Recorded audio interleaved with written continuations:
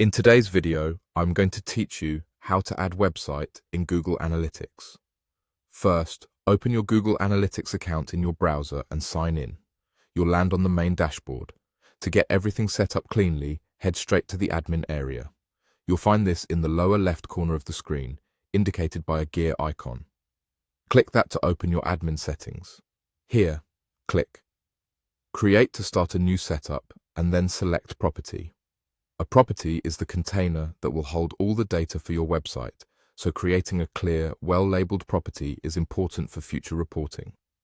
Enter a property name that makes sense for your organization, like the website brand and environment, so you can easily identify it later.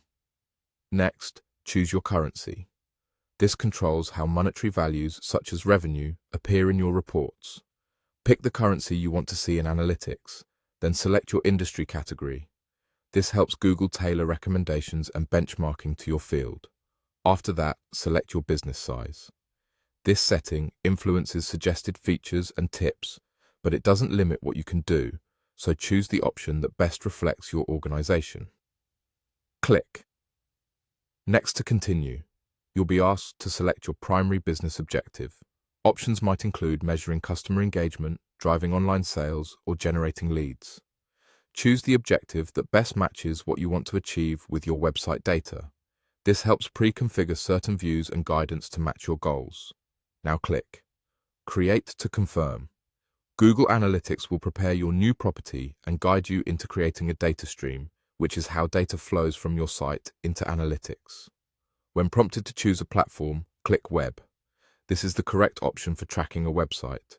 You'll now see fields to enter your site details.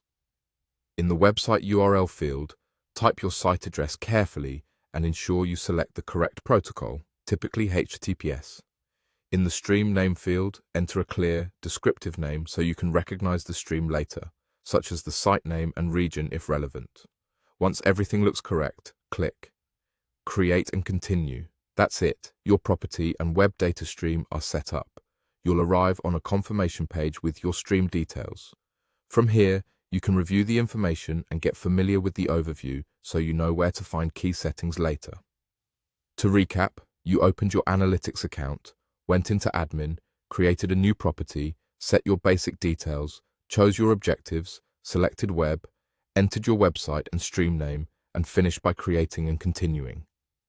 You're all set to start organizing your web analytics in one place.